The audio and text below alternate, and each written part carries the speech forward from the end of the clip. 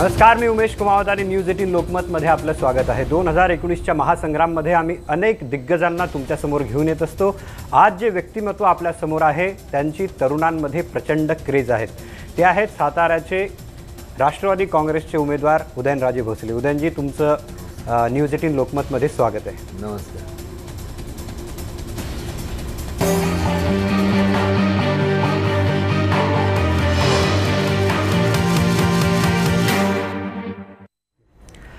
राजे, पहिला प्रश्न आमचा हाच आहे की 2014मध्ये जेव्हा निवडणुका झाल्या होत्या त्यावेळेस पूर्ण देशभरात एक मोदींची लाट होती, मात्र साताऱ्यात उदयनराजेंची लाट होती। हे पहा, लहानपणापासून आतापर्यंत मला ज्यावेळेस प्रश्न विचारला जातो लाटेच्या बाबतीत, तर मला फक्त एकच लाट माहीत आहे, ती म्हणजे समुद्राची लाट।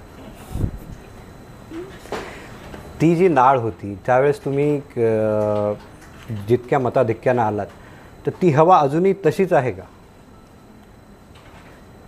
ती लाटही नव्हती, ती हवाही नव्हती,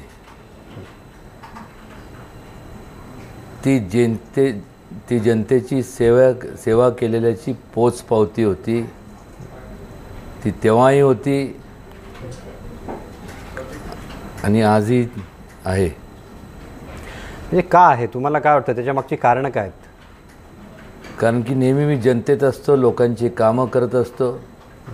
एक दोन नाही तर आयुष्यातले 29 वर्ष म्हणजे 2 तपपेक्षा जास्त आयुष्यातले मी वेचलेत। तरी पण तिथले जे आमदार होते, जवळपास काही आमदारांचा तुम्हाला विरोध होता की यावेळेस तुम्हाला तिकीट नको मिळायला, असं मी म्हणणार नाही। कारण शेवटी थोडेसे मतप्रभाव म्हणजे वैचारिक थोडंसं मतभेद असू शकतात, पण आम्ही सर्वजण राजकारणात याच्या अगोदरपासून एकाच वयाचे असल्यामुळं सर्वजण मित्र आहोत। मग राजकारणात, समाजकारणात आलो, मग राजकारणात, आणि त्यामुळे थोडंफार इकडं तिकडं मैत्री हे चालत असतं। तसं मतभेद असं काही नव्हतं। पण तुम्ही आता बोलताय की जसं एक प्रकारे मनोमिलन झालं आहे सगळ्यांचं, असं वाटतं तुम्हाला? मतभेद नव्हते म्हणल्यानंतर मनोमिलन व्हायचं म्हणजे हा मुद्दा शिल्लकच राहत नाही, आहेच।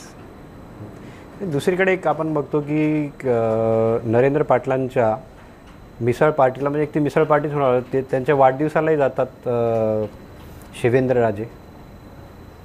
अहो, नरेंद्र पाटील हे माझेसुद्धा मित्र आहेत, आणि मिसळ ज्या ठिकाणी ते खायला गेले ते दुकानसुद्धा मिसळपावचे माझ्या खास मित्राचे आहे। किंबहुना ते माझे अत्यंत म्हणजे आमच्या पार्टीतलेच नगरसेवकसुद्धा होते। आणि व्यक्ती स्वातंत्र्य आणि राजकारणाविरहित संबंध असतात का नसावेत? ते तुमचे मित्र आहेत, तुम्ही बोलता, पण ते तुमच्या विरोधात उभे आहेत आता। व्यक्ती स्वातंत्र्य आणि प्रत्येक लोकशाहीत घटनेने प्रत्येकाला अधिकार दिला आहे। माझ्या विरोधात असं मी म्हणणार नाही। मी नेहमी एक इश्यू घेऊन, लोकांच्या हिताचा इश्यू घेऊन लोकांसमोर जात असतो। आता हे कुठला इश्यू घेऊन लोकांसमोर आलेत मला माहीत नाही। तुमचा इश्यू काय? लोकांची सेवा करणं हाच इश्यू। नाही, विकास कामं, आता तुमची जी चर्चा, जास्तीत जास्त चर्चा होते तुमच्या स्टाईलची चर्चा होते, तर विकास कामांचं काय? कारण की आता चंद्रकांत दादा असं बोलले होते की यावेळेस राजेंचा पराभव 1 लाखांच्या मतानं सुद्धा होईल। आता कोण काय बोललंय ह्याच्यावरनं काय?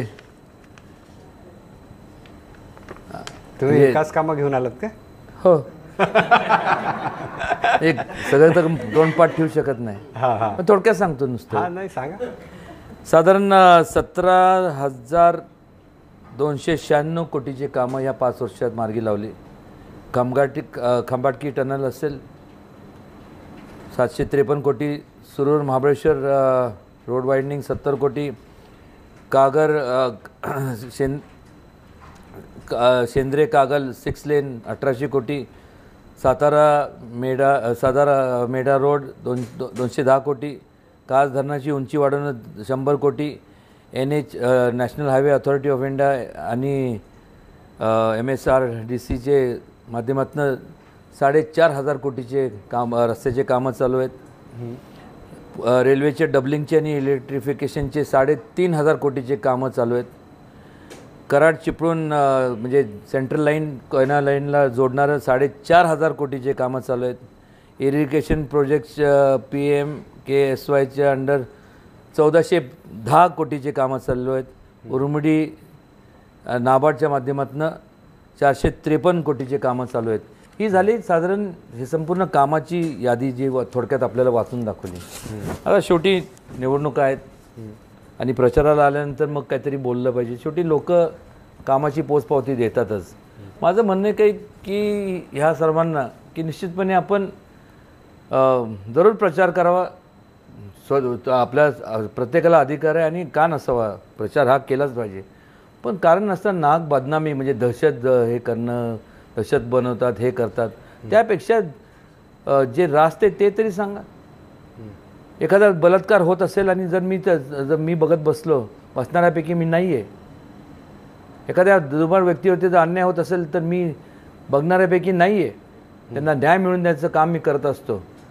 हे कधीतरी यात्रेला ते जरी पाटण तालुक्याचे सुपुत्र असले आणि डेबेवाडी भागातले जरी असले, कैलासवासी अण्णासाहेब पाटलांचे ते सुपुत्र आहेत.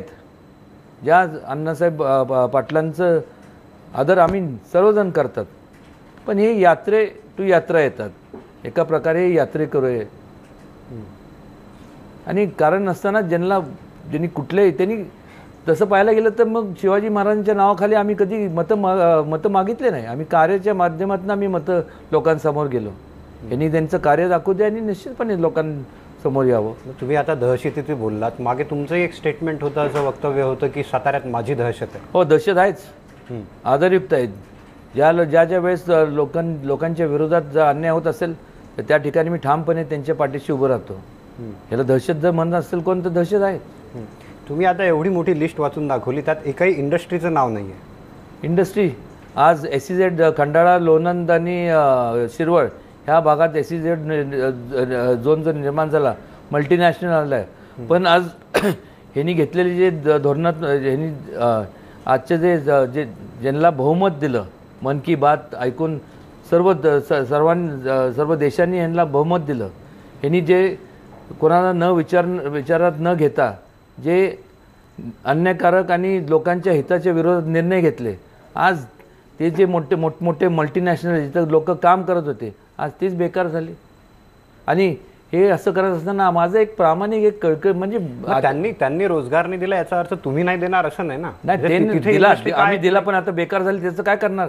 तिथे धोरणं त्यांनी घेतली ना. त्यांनी त्यावेळेस करत तर या संपूर्ण हे असताना त्यांनी ठीक आहे, जे विपक्षमधले लोक आहेत त्यांना बोलून त्यांनी विचारपूस करायला पाहिजे की ह्याचं देशाच्या आर्थिक व्यवस्थेवरती काय परिणाम होणार, कोणाला विचारलं नाही.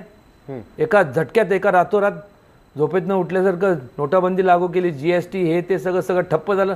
मी तरी काय करणार, कोण काय करू शकतं. आज काय संपूर्ण ठप्प झालेलं आहे.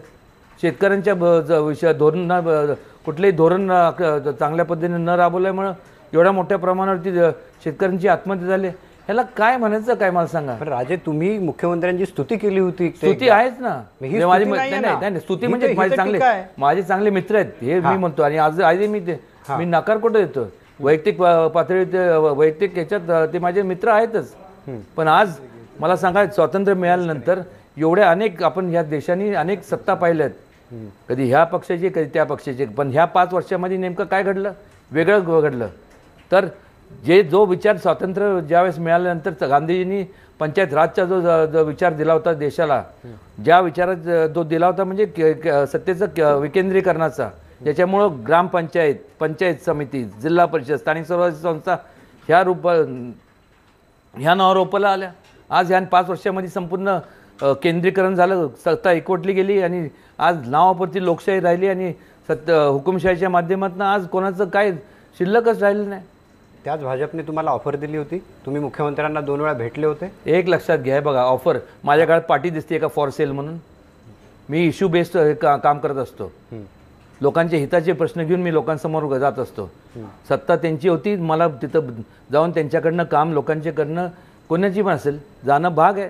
सत्तेत ते उद्या कोणी जरी असलं तर ते लोकांच्या हिताचे प्रश्न सोडून घ्यायचं काम आहे. मग रस्ता रोको असेल, आंदोलन करायची वेळ आली, भूमाता दिंडीच्या माध्यमातून आम्ही काम करत असतो, लोकांचे प्रश्न मार्गी लावतो. तुम्ही एवढं काम करता, मग नरेंद्र पाटलांकडे जायची गरज का पडली तुम्हाला? त्यांच्या तुम्ही घरी गेला होतात? कोणाच्या? नरेंद्र पाटलांच्या. नरेंद्र पाटलांच्या घरी गेलोच नव्हतं. त्यांचे बंधुराज आता जे हे ते रमेश पाटील आहेत, ते जिल्हा परिषद सदस्य आहेत, राष्ट्रवादीचे सदस्य. त्यांनी मला निमंत्रण दिलं, मी त्यांच्या घरी गेलो. आणि नरेंद्र पाटलांनी उद्या जर बोलवलं का जाऊ नये, मित्र म्हणून या नात्याने जाणार. राजकारणात विरहित सुद्धा काय संबंध आहेत का नाही, आणि ते मी पाळणार. महाराज या निवडणुकीच्या निमित्तानं सॉफ्ट होत आहेत का? कारण मैत्रीची भाषा बोलतायत. परत म्हणजे काय करायचं, भाला घेऊन फिरत होतं काय? नाही, राजांचा असा स्वभाव नाही. आतापर्यंत तुम्ही कुठलाही प्रश्न आला की ठामपणानं वेळ पडल्यास रात्री TV तिकडे करायला सांगा. हां, काय वेळ पडल्यास तुम्ही रात्री लोकांना आवाज द्यायला पण जाता.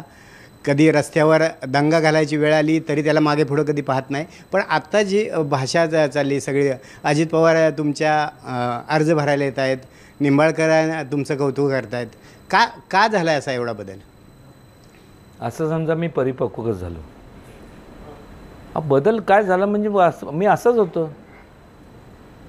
अन्याय जर होत असेल त्यावेळेस मी आवाज उठवतो. उगीच कारण नसताना जर एखादा जर नीट वागत असला तर त्याच्यावर जर उगीच आपलं आकारतांडव करणं जर केला तर लोक मला ते हडपसरला मेंटल हॉस्पिटलमध्ये ॲडमिट करतील ना. नाही, महाराज 4.5 वर्ष राष्ट्रवादीच्या विरोधात होते, निवडणुका आल्या आणि मी राष्ट्रवादीच्या विरोधात कधीच नव्हतं. मी नेहमी सांगतो की मी इश्यू बेस्ड घेऊन जात असतो. मला एखादा इश्यू पटला नाही तो मी ठामपणे मी वैयक्तिक माझं मत म्हणजे लोकांना विचारात घेऊन त्यांचं मत मी व्यक्त करत असतो. मग तुम्ही दर निवडणुकीत राष्ट्रवादीच्या विरोधात एक पॅनल उभं करत गेले ना. कुठल्या पॅनल नगरपालिका? तुम्ही एक लक्षात घ्या, ह्या संपूर्ण जे तुम्ही ज्याचं हे नगरपालिकेचा उल्लेख करताय, आज निवडणूक कुठली आहे? लोकसभेची आहे. ती निवडणूक कुठली? त्यावेळेसचे जे प्रश्न असतात ते वेगळे होते. त्यावेळेस सुद्धा इश्यू होते, ते इश्यू बेस्ड. म्हणजे मतभेद होते ना तुमचे राष्ट्रवादी बरोबर मतभेद नव्हते, इश्यूज वेगळे होते त्यावेळेसचे. आता इश्यूज आहेत, म्हणून मी मगाशीच क्लॅरिफिकेशन दिलं की इश्यू बेस्ड मी हे करत असतो. खरं तर तुमचा स्वभाव असा आहे की एकदा बोललं पुन्हा माघार नाही. पण तुमचं एक वाक्य आहे 21 मार्च 2016 रोजीचं. तुम्ही असं म्हणालात, टिपून ठेवलंय, हां, जलसंपदा विभागामध्ये मोठ्या प्रमाणात भ्रष्टाचार झालाय. भ्रष्टाचार करणाऱ्या मंत्र्यांना तुरुंगात टाकून त्यांच्याकडून सगळी रक्कम वसूल करून घेतली पाहिजे. आणि ह्या पक्षात फक्त एका नंबर 1च्या नेत्यासोबतच मी संपर्क ठेवतो, दुसरा तिसरा मला कोणी माहीत नाही.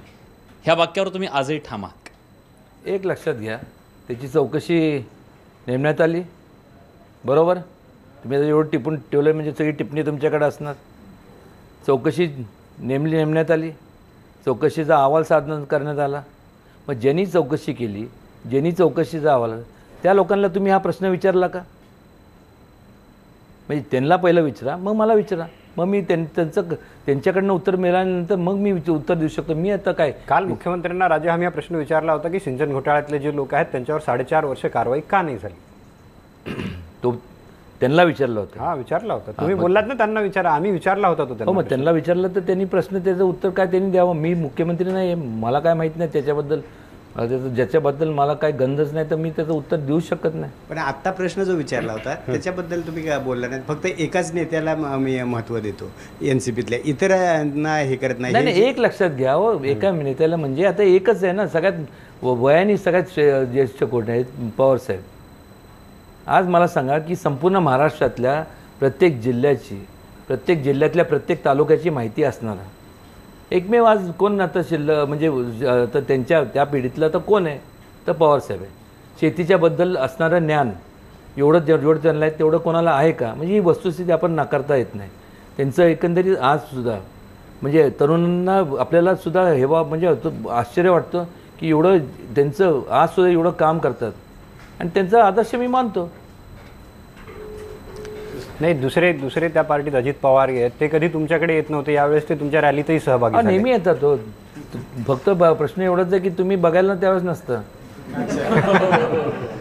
राजे, आत्तापर्यंत जर तुमच्या मतदारसंघातला इतिहास बघितला तर तुमच्या विरोधामध्ये कोण निवडून आलेलं नाही आहे आणि त्यामुळं विरोधकसुद्धा कोण उमेदवार द्यायचा याची चाचपणी सुरू असते. लोक उभा राहायला सुद्धा घाबरतात अशी सुद्धा चर्चा आहे. पण एक आहे, राज्यभरामध्ये तुमचे चाहते आहेत, अभिनेत्यांचे चाहते असतात, सुपरस्टारचे चाहते असतात, पण उदयनराजेंचे कार्यकर्ते नाहीत, चाहते आहेत. म्हणजे उदयनराजे महाराष्ट्रातल्या राजकारणातले सुपरस्टार आहेत का, पहिला प्रश्न. आणि दुसरा प्रश्न, उदयनराजेंच्या या प्रसिद्धीचा फायदा कुठंतरी विरोधामध्ये उभा राहिलेला उमेदवार राज्यात प्रसिद्ध होऊन जातो, त्याबद्दल तुमचं काय म्हणणं आहे? कारण कुणालाही माहीत नसलेला उमेदवार राज्यात फेमस होऊन जातो. नाही, पहिलं म्हणजे मी काय, एक लक्षात घ्या, मी काय सुपरस्टार नाही. मी जेवढे आज जे आहेत मी त्यांचा मनापासून एक सच्चा, एक जवळचा, स्वच्छ, भोळा भावडा मित्र आहे. आणि कोण कसं त्याचा कुठल्या अँगलनी काय घेतं आहे, कोणाचं काय त्याला बेनिफिट होतं आहे नाही होत मला माहीत नाही.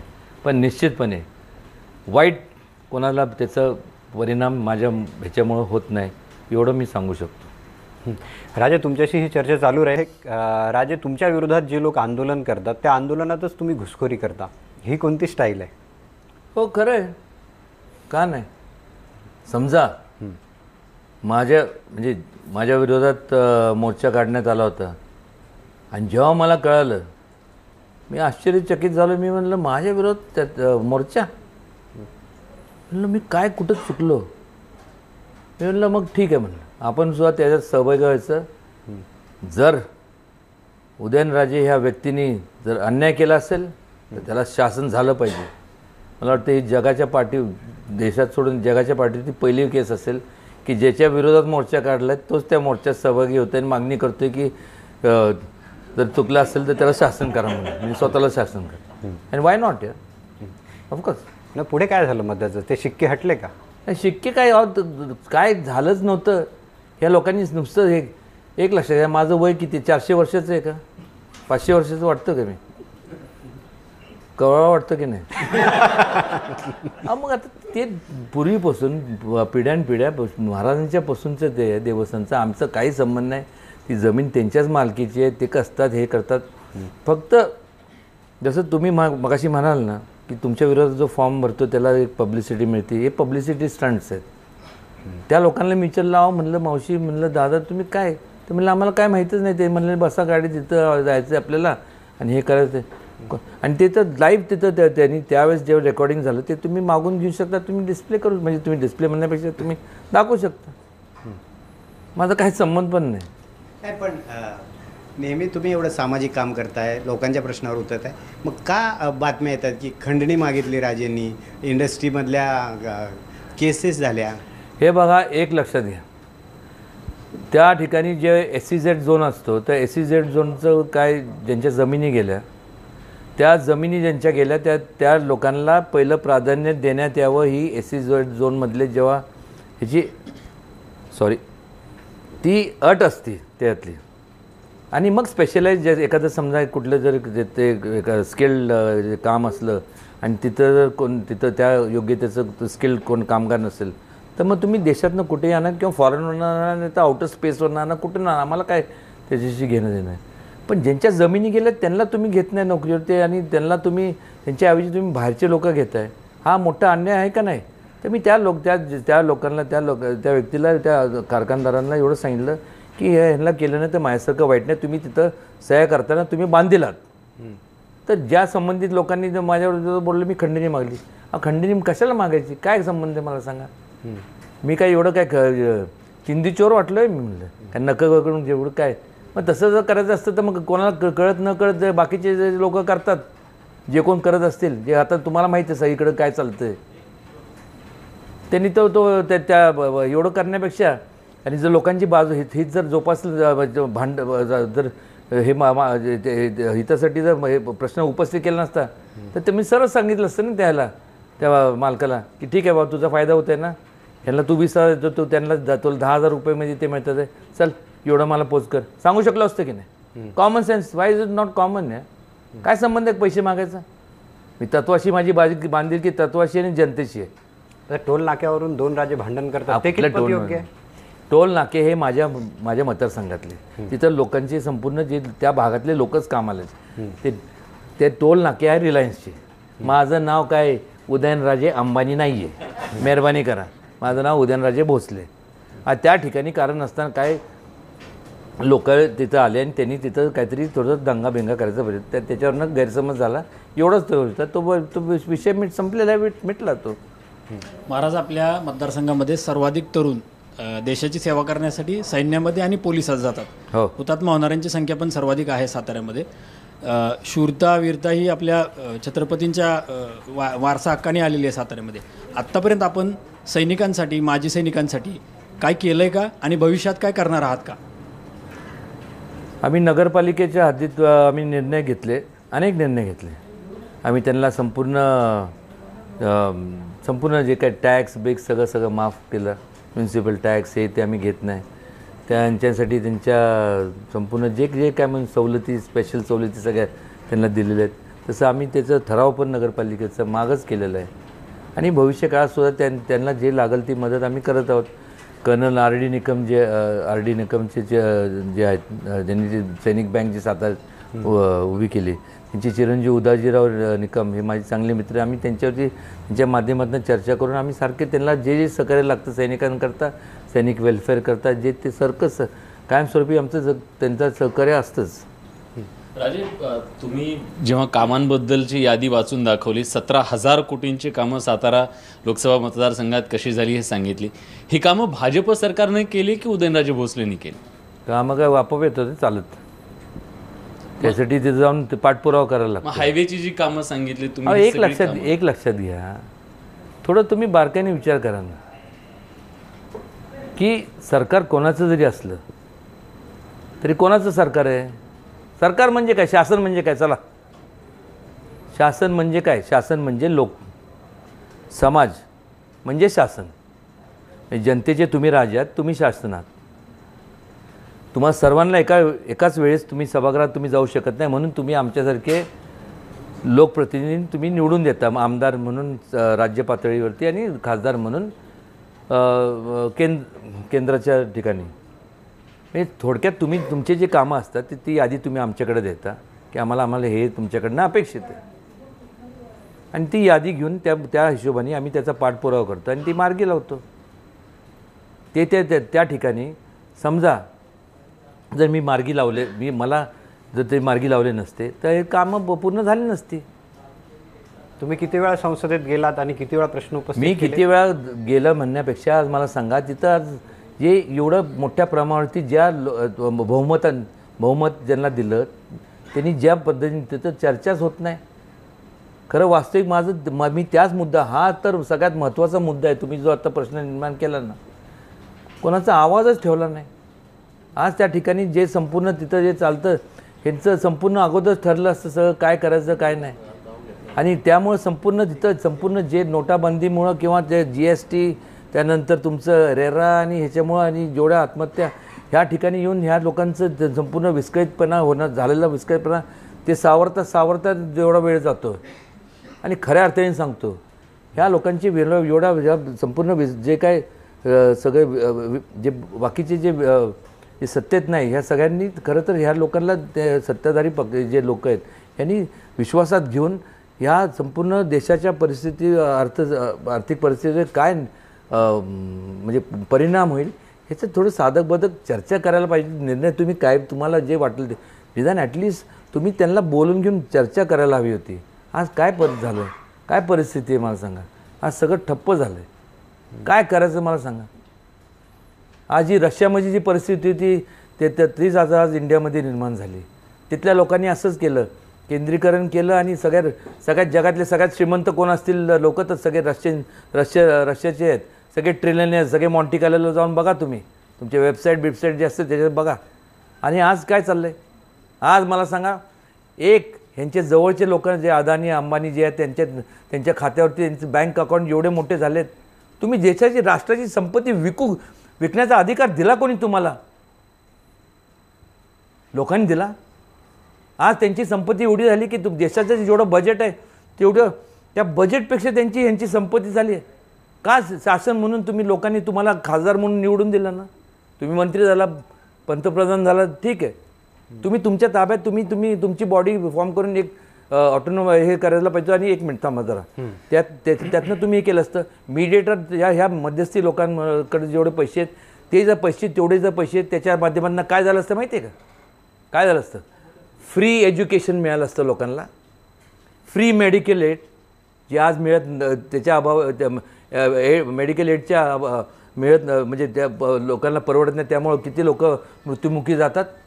ज्यांना झोपडीत राहणाऱ्या लोकांना सगळ्यांना चांगले भक्कम घरं बांधून देण्यात आले असते, त्यांना 2 टाईम जेवण मिळत नसते, त्यांना संपूर्ण जेवण देण्यात आलं असतं. ह्या लोकांना मोठं करण्याचं काय हे? राजे, गेल्या 4.5 वर्षामध्ये आम्ही बघितले की शिवेंद्रराजेशी आणि तुमच्याशी अनेक वेळा म्हणजे रस्त्यापर्यंत संघर्ष आला होता, अनेक वेळा संघर्ष झाला. मग निवडणुकीच्या आधी नेमकं असं काय जादू झाली की दोघांमध्ये मनोमिलन झालं? नाही, कुठं संघर्ष नव्हताच, कधीच संघर्ष नव्हता. तेवढे मतभेद थोडेफार असतात, किरकोळ वैचारिक मतभेद होते. पवार साहेबांनी काही जादू केली नाही. एक लक्षात घ्या, कार्यकर्ते त्यांना पण त्यांचे जे असतात त्यांचं काय ते म्हणतात, ते माझे पण जवळचेच लोक असतात, त्यांचं मग कुठंतरी मग असं झालं तसं झालं, हे किरकोळ ते चालत राहतं ना. असंही आहे की शिवेंद्रराजेंच्या पत्नी आपल्या प्रचारात येत नाहीत, नेमकं काय समजायचं? 8 तारखेला त्यांचा वाढदिवस आहे, मी जाऊन त्यांना भेटणार आहे आणि देत नाही असं कोणी सांगितलं. मग अजून माझ्या पण पत्नी अजून प्रचारात नाही, त्याचा असं तुम्हाला कोणी सांगितलं नाहीत. सगळे आहेत आपापल्या परीने, ते सगळे सुप्त प्रचार चालू आहे सगळ्यांचा. थेट कुठे येतात म्हणजे काय? म्हणजे काय आता उघडून म्हणजे काय कडक भरवायचं का चला या? तुम्ही तसंही करू शकता ना. तुम्ही येऊन बघा तरी ना. आज चाललोय संध्याकाळी, तुम्ही या, उद्यापासून तुम्ही बघा. अच्छा, दुसरी गोष्ट की सगळ्यात विषय संभाजी भिडे गुरुजींचा गाजला. ज्या पक्षाचे तुम्ही आहात त्या पक्षाच्या राष्ट्रीय अध्यक्षांनी देखील तुम्ही जो प्रश्न विचारला त्याचं उत्तर मला एवढंच द्यावंसं वाटतं की व्यक्तिद्वेष करायचं आता आपण थोडं सगळ्यांनी, ह्या कळकळीची माझी विनंती आहे, सगळ्यांनी बंद केलं पाहिजे. मग माझ्याबद्दल असेल, तुमच्याबद्दल असेल, ह्यांच्याबद्दल असेल, काय यातनं साध्य काय करतो आपलं आपण?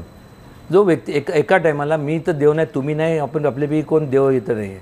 एका ठिकाणी एक व्यक्ती एकाच ठिकाणी 2 ठिकाणी उपस्थित जाऊ शकत नाही. आता त्यावेळेस मला माहिती आहे, कारण की मी त्यावेळेस तिथं होतो, त्यावेळेस भिडे गुरुजी आता वयाने ज्येष्ठ आहेत, ते काय करतात, सगळ्या तरुणांना एकत्र करतात. शिवाजी महाराजांचे जे गड आहेत ते गड साफ करण्याचं काम करतात. आणि त्यांचं कारण असताना त्यांच्या विरोधात समजतो आहे की ते त्यावेळेस त्यांचे आणि आमदार आपले जयंतराव पाटलांचे वडिलांचे राजाराम बापूंचे घरगुती संबंध होते आणि ते त्या ठिकाणी तिथं उपस्थित होते.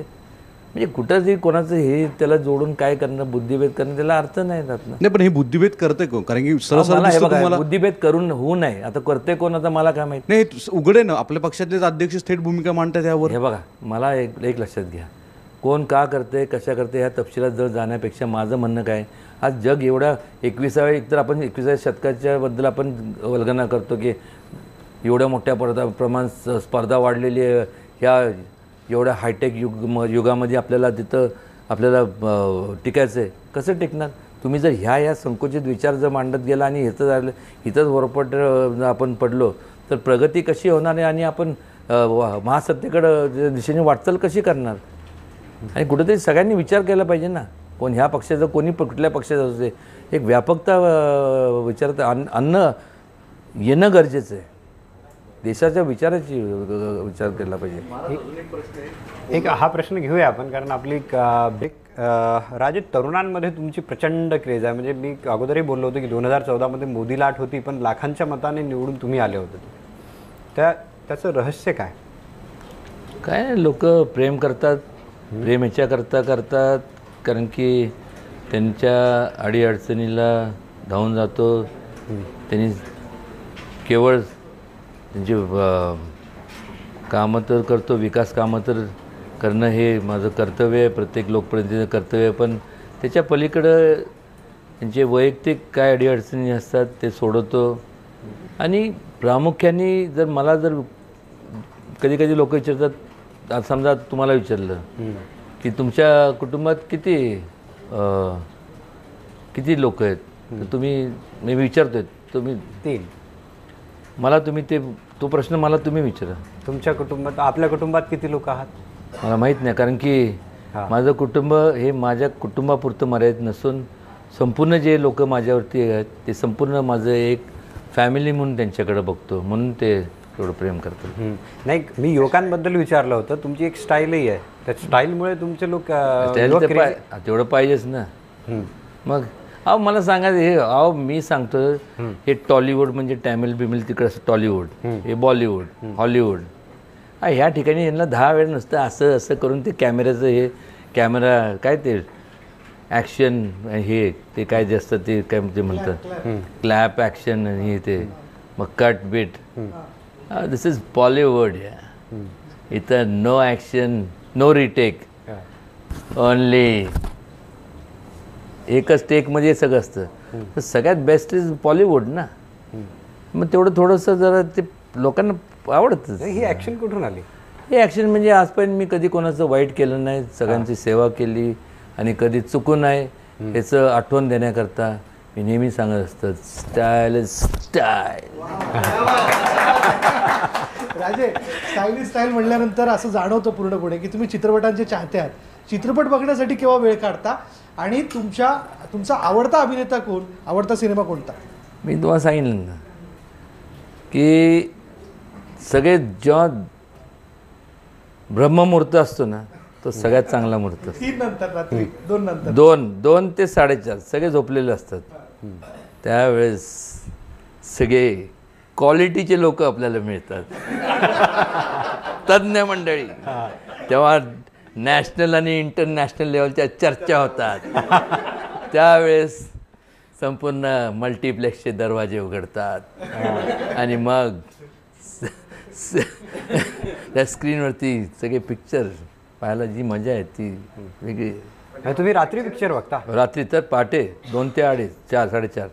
अच्छा. परत ते मॉर्निंग वॉकला लोक आले की परत ते म्हणणार वा. मग आपल्याला सांगायला असतं ना, मी नुकतंच वॉकला घेऊन आलो. नाही, मग झोपता केव्हा? झोपता काय, झोप काय हा, झोप तेवढं तर आपलं कसं करायचं. किती तास झोप घेता तुम्ही? एक 2.5 तासची काय झाली, 2.5 पावणे 3. फक्त 2.5 तास? हे जर शेड्यूल असेल तर 2-2.5 तासच तुम्हाला झोप मिळत असेल. हो, हे इलेक्शन आहे म्हणून नाही, हे रेग्युलर रुटीनच आहे. मग महाराज, आपल्यावर एखादा बायोपिक निघावा असं आपल्याला वाटतं का, आणि कोणी भूमिका करावी केली तर आपली? त्यासाठी मलाच पुनर्जन्म घ्यावा लागेल. एवढा आवली पण मला नाही आवडत कोणामध्ये दुसऱ्यामध्ये असेल. महाराज, मध्ये फाईट पिक्चर आलता साताऱ्यातल्याच मुलांनी केलं होतं. त्यात मध्ये कॉन्ट्रोवर्सी पण झाली, तुमच्या कार्यकर्त्यांनी जी गाडी फोडली होती ते सगळं खरंच पब्लिसिटी स्टंट होतं. तुम्ही ते पाहिलं होतं? ते काय कोणी का फोडली मला काय माहीत नाही. ते काय मला काय त्याबद्दल काय माहिती नाही. ते काय पब्लिसिटी स्टंट बिंट नाही, काय नाही. पण फाईट पिक्चरला ते माझ्या हस्ते त्याचं ते हे झालं, काय त्याला म्हणतात, मुहूर्त जे असतो. बरं महाराज, तुम्ही स्टाईलसाठी एवढे फेमस आहात, म्हणजे राष्ट्रवादीचेच नाही पूर्ण राज्यभरात तुमचे चाहते आहेत. मग राष्ट्रवादी तुमचा प्रचारासाठी म्हणावं तसा वापर करून घेताना दिसत नाही. त्यांनी समजा ऑफर केली तर तुम्ही राज्यभर प्रचार करणार का राष्ट्रवादीचं? कशाला, शांततेत बसू द्या ना. नाही, आम्ही ऐकतो की तुम्ही जेव्हा गाडीत जाता तेव्हा अमिताभचे गाणे ऐकत जाता. म्हणजे तो तुम्हाला आवडतो? तुम्ही सुपरस्टारची आता चर्चा करत होतो आपण. नाही, ते अमिताभ म्हणजे काय, त्यांचे गाणेच तसे आहेत सगळे. खास करून ज्या 4 यार. अरे काय विनंती करताय, टाइम बिन बघून गाण्याची विनंती करत जावं यार. तर काय गाणं म्हणायचं, तर कुठलं म्हणायचं आता सारखे. आता आठवत नाही आता कुठलं म्हणजे ह्याला अनुषंगाने या अनुषंगाने आता कुठलं गाणं म्हणून तुम्ही थोडंसं काहीतरी सुचवलं तर बरं पडेल. नाही, आम्ही तुमचं ते ऐकलं होतं गाणं जे तुम्ही स्टेजवरून बोलला होतात. नाही नाही, ओ साथी रे नाही, अमिताभचं एखादं हमें तुमसे प्यार.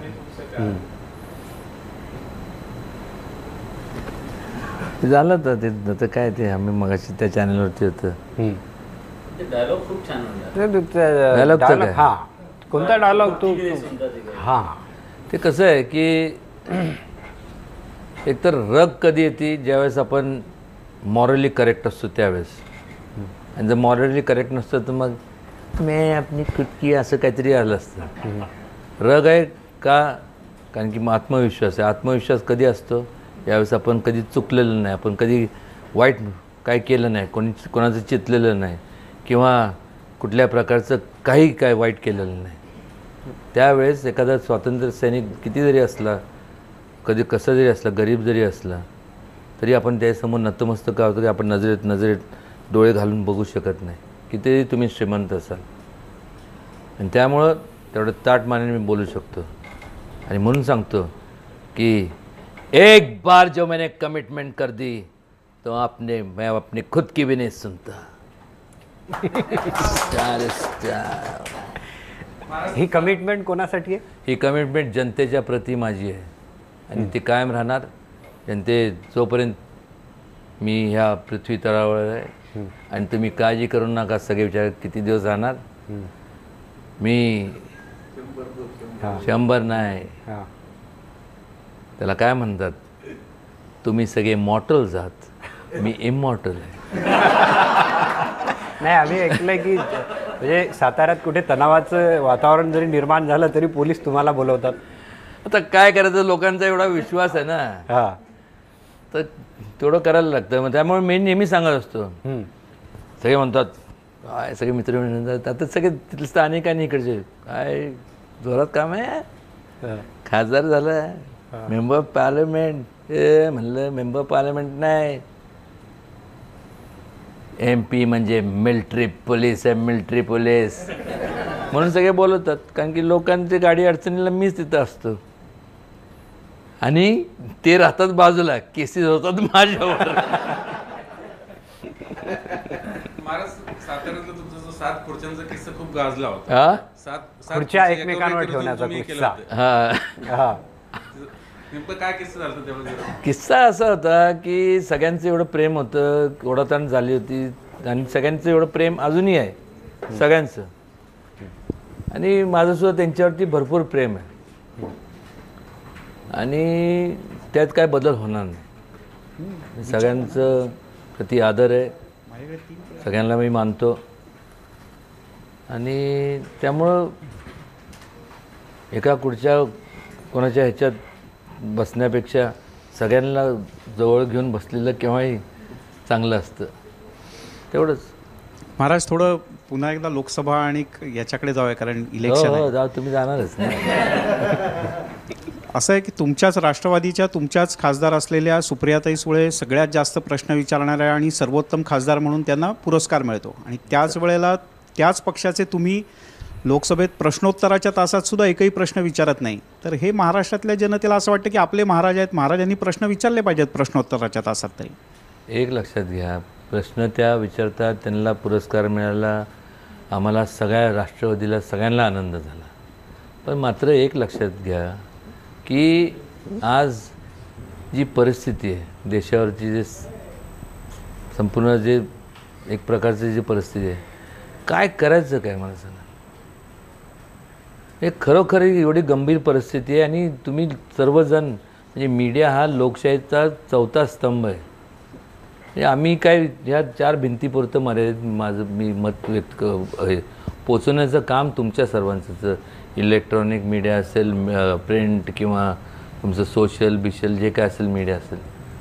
काय करणार मी एकटं तरी. आज ही परिस्थिती आहे वास्तविक, मी उघडपणे सांगतो. कारण की मी बोलतो, मग अंतःकरणातनं बोलतो. कोणीतरी बोललं पाहिजे, मी बोलतो आणि हे होणं गरजेचं आहे. तुम्ही राजे एक मिनिट फक्त. राजे एक तुमच्याशी ही चर्चा सुरू राहील. हे राजे एक किस्सा आम्ही तुमच्याबद्दलचा ऐकतो की साताऱ्यात पोलिसांना रात्री पेट्रोलिंग करावं नाही लागत, राजे फिरत असतात रात्री.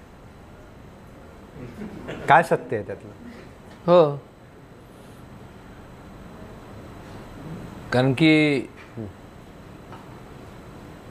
बऱ्याच वेळेस वेळ पुरत नाही, त्यामुळं अनेकदा बरेच मित्रमंडळींना भेटणं गप्पा मारणं होत नाही आणि मग त्यांच्या गाठीभेटी घेणं गप्पा मारणं ह्याच्यात वेळ जातो, पेट्रोलिंग करतो, मन पण रमतं आणि थोडंसं एक स्ट्रेस रिलीवर म्हणा त्यातलं हा भाग आहे. मतदारसंघाची कामं असतात, दौरे असतात, दिल्लीला वारी असते, कमी झोपता असं तुम्ही सांगितलं. तर मग तब्येतीची काळजी कशी घेता? कारण तुमची पर्सनॅलिटी हे पण एक खूप मोठं USP आहे. तर तब्येतीची काळजी कशी घेता? तुमचा फिटनेस फंडा काय आहे? नाही, फिटनेस फंडा म्हणण्यापेक्षा जर थोडं वजन कमी करायचं आहे, पण एक तर 11 वर्ष झाले मी मुळात नॉनव्हेज तर खात नाही आणि मोजकं खातो, पण आता मनावर घेणार आहे. तुमच्याकडे बघितल्यानंतर जर प्रोत्साहन मिळालं, सावध राहा, कारण की लोक आता बाकीचे आता तुमच्याकडे बघणार नाही. राजे बघतील. राजे, तुम्हाला विचारायचं होतं की तुमचं कार रेसिंग आणि एकूणच गाड्यांचं प्रेम हे सर्वश्रुत आहे. सध्या तुमची आवडती गाडी कोणती आहे? जी फुकटात मिळेल ती.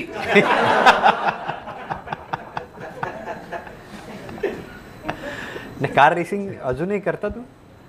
नाही, आता नाही, वेळच मिळत नाही. आता काही व्हिडिओ तुमचे आहेत, गोल गोल गाड्या फिरवता तुम्ही, ते फावल्या वेळेत कधी ते असतं. जित्याची खोड ती म्हण आहे ना, जात नाही. राजे, तुम्ही तरुणाईमध्ये फेमस आहात. तरुणांना जनरली त्यांना जे मोटिवेट करेल, इन्स्पायर करेल असं तुम्ही वागता. तुम्ही सोशल मीडियावर आहात का? नाही. सोशल मीडियावर नाही तर का नाही? का नाही? कारण की मी त्यावेळेस छत्रपती शिवाजी महाराजांच्या काळात काय सोशल मीडिया नव्हता. नाही, एक मिनिट. आणि त्यावेळेसपासून त्यांनी ज्या पद्धतीने संपूर्ण हे सगळं नेटवर्क केलं मी मानतो, पण कारण की सोशल मीडियाचे तसे बरेचसे पॉझिटिव्ह जरी जे हे प्लस पॉईंट्स आहेत तसे मायनस पॉईंट्स बरेच आहेत. त्यातनं बऱ्याच वेळेस ते तुम्हाला तुमच्या थॉट प्रोसेसला एफेक्ट करतात. पण मग तुम्हाला असं वाटत नाही का की आता जे तुम्ही लोकांमध्ये प्रत्यक्ष जाऊन भेटता त्याच्या पलीकडे जाण्यासाठी तुम्हाला सोशल मीडियाचा वापर करता येईल? कारण तसे तुमच्या नावाने फेसबुकवर, ट्विटरवर बरेच पेजेस आहेत ज्याला लाखो फॉलोअर्स आहेत. नाही, मी कधी माझ्या म्हणजे अंबाबाई शप्पथ सांगतो, मी कधी आयुष्यात मी कधी माझं स्वतःचं फेसबुक किंवा हे व्हॉट्सअप बघितलं नाही. माझं मी हा फोन बघतो. आता कोण जे ऑपरेट करत असेल त्यांचं पण नाव मला माहीत नाही, किंवा जे करतात ते त्यांना त्यांचं माहीत. ते म्हणतात लोक, जे मित्रमंडळी म्हणतात की तुम्ही आलं पाहिजे, हे ते त्यांच्या परीने जे काय करत असतील ते करत असतात.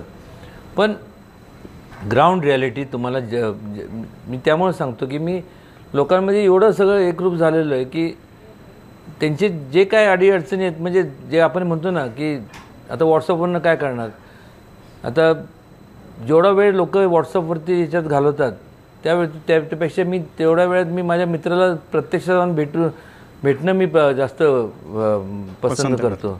किंवा ह्या सोशल मीडियाची मागाशी मी एक ज्या चॅनलवरला सांगितलं की कुठंतरी आपण सुद्धा काय कसं मला माहीत नाही, पण जे आज जे शाळेतले मुलं आहेत किंवा आहेत, म्हणजे त्यांच्या त्या वयाच्या अगोदर ते सोशल मीडियामुळे त्यांच्यापर्यंत जे होते ते सुद्धा ते म्हणजे कसं अवॉइड करता येईल मला माहीत नाही, पण झालं पाहिजे. आणि त्यामुळं मी जास्त सोशल मीडियावरती अवलंबून नाही आहे.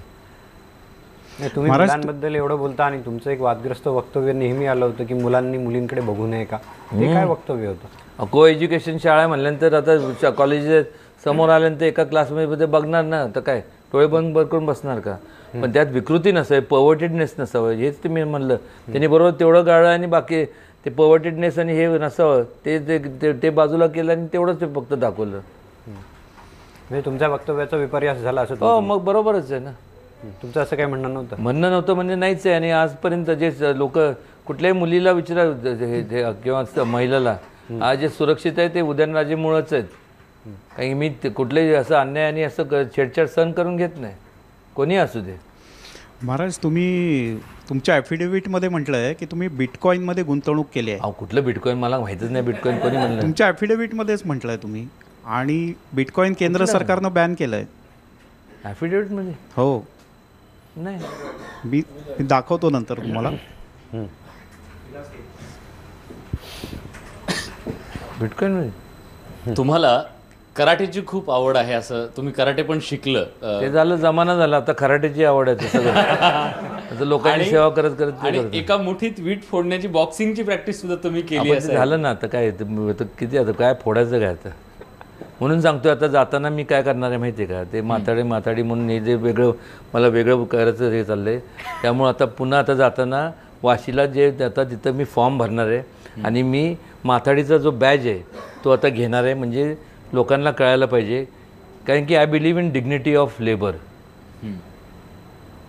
नथिंग रॉंग, म्हणजे त्यात काय वाईट नाही. म्हणजे कोणी आपलं कुठलंही काम, घरातलं काम किंवा करायला काय मला काय कमीपणा वाटत नाही. मी अजून ड्यून स्कूलमधून बाहेर पडून राजकारणातला तुमचा प्रवास, का तुम्ही राजकारणात वळला? का पडलो? खरं मला राजकारणाचं स्पेलिंगसुद्धा माहीत नव्हतं. मी कधी स्वप्नातसुद्धा वाटलं नव्हतं मी राजकारणात येईन. पण मात्र त्यावेळेस मग आईसाहेबांनी सांगितलं की ह्या घराण्याचं एकंदरीत संपूर्ण लोकांची सेवा करण्याची जी एक परंपरा आहे, तर तुम्ही हे केलं पाहिजे.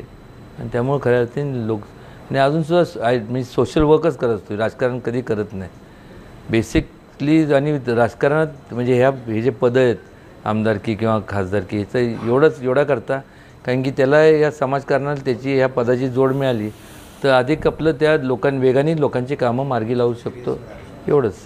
नाही, तुम्ही या सगळ्या राजकारणाकडे, समाजसेवेकडे सिरियसली बघतात.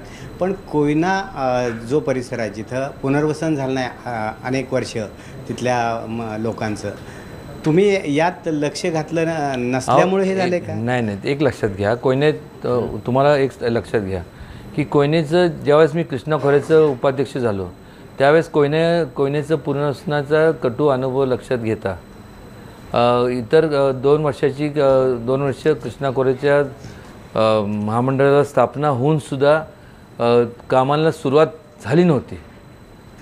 आणि त्यावेळेस आम्ही सर्वांनी बसून सगळ्यात धरणग्रस्त, प्रकल्पग्रस्त ज्यांच्या जमीन जाणार आहेत त्यांच्याशी बैठक बोलवली. त्यांना सांगितलं की वाटेल त्या परिस्थितीत हे जर पाणी अडवलं नाही तर भविष्यकाळात तुम्हाला ह्याच्यातलं जे संपूर्ण प्लस पॉईंट सांगितले हे ते सगळे. मग त्यांनी सांगितलं की कोयनेचा जो कटू अनुभव पाहता आम्हाला काय आम्हाला मिळणार का नाही मिळणार. मग त्यावेळेस आपण त्या धोरणात थोडंसं बदल केलं की धरणाचं आणि पुनर्वसनाचं हे काम साईड बाय साईड पॅरलल चालू करायचं. आणि त्यामुळं धरणाच्या कामाला सगळ्या लोकांनी सहमती दर्शवली. आज त्यामुळं धरणं आता जे पाहताय उभी राहिलेली त्याच्यामुळे राहिली. आणि निश्चितपणे आता त्याच्या पाण्याच्या माध्यमातून शेतीला आणि पिण्याच्या पाण्याचं माध्यमातून लोकांचं कल्याण होणारच. महाराज, एक प्रश्न सैनिकांबद्दल आहे. पुन्हा तुमच्या मतदारसंघात सगळ्यात जास्त सैनिक आहेत आणि किंबहुना महाराष्ट्रातले सैनिक सीमेवर जास्त आहेत. ह्या सीमेवर डोळ्यात तेल घालून देशाचं रक्षण करणाऱ्या सैनिकांना तुमचा काय संदेश आहे? त्यांच्यासाठी काय एखादं गाणं वगैरे आहे? म्हणजे गाणं म्हणण्यापेक्षा त्यांच्यासाठी खऱ्या अर्थाने जेवढं आपण म्हणजे हातात म्हणजे अंगाचं कातडं जरी काढलं आणि त्याच्या चपला जरी बनवल्या आणि त्यांच्या पाया घातल्या तरी थोडं आहे. एवढं योगदान त्यामध्ये या लोकांचं आहे. गाणं काय करून बसतं. सगळ्या प्रचाराची धामधूम सुरू आहे. रोजच्या तुमच्या जे काही आवडीनिवडी आहेत त्यासुद्धा तुम्ही आता सांगताय की वेळ मिळणं कठीण आहे. मग रात्री पिक्चर बघणं असो किंवा रात्रीची ड्रायव्हिंग तुमची असेल त्या ह्या सगळ्या गोष्टीला 23 एप्रिल मतदान होणार आहे. त्याच्यानंतरनं उदयन महाराज सगळ्यात पहिल्यांदा आवडीची गोष्ट काय करणार आहेत? झोपणार खरंच. अजून काय नाही. आणि कारण की आता एवढं फटीक आलं आहे ते म्हणजे त्याची जाणीव होते. बऱ्याच वेळेस असं गाडीतच जेवढी झोप मिळते तेवढीच आता असं आहे. आणि त्यानंतर परत लोकांचे कामं जे काय ते करत बसतात. अजून काय करणार? तुम्ही साताऱ्यावर राज्य करता, आता महाराष्ट्रावर राज्य करायची इच्छा आहे का तुमची? स्वप्न मुख्यमंत्री बनण्याचं आहे? आहेत ना. जनता, तुम्ही लोकांनी राज्य केलं पाहिजे, जनतेचं राज्य आलं पाहिजे.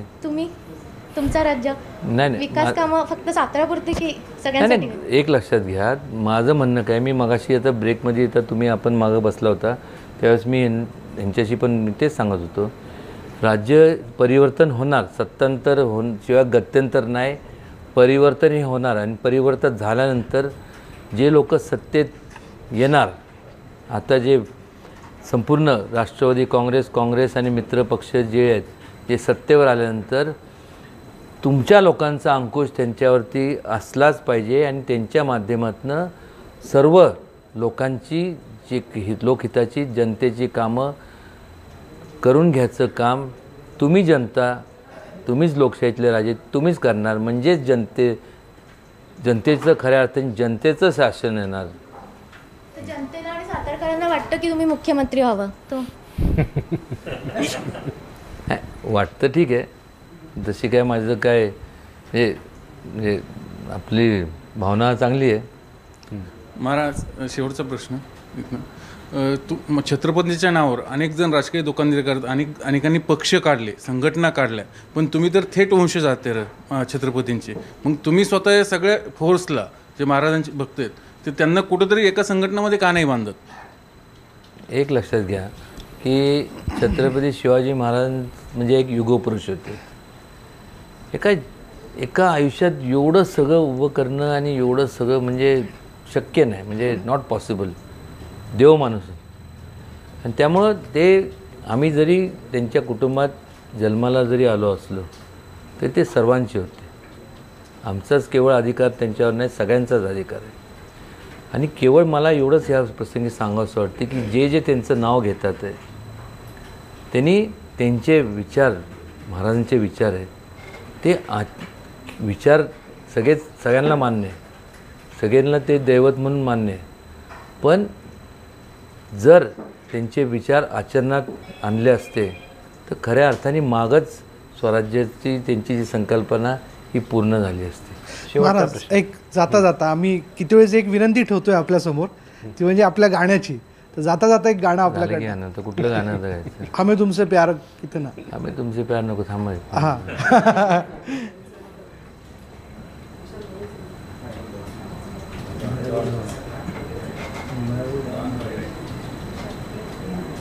Mayhew don.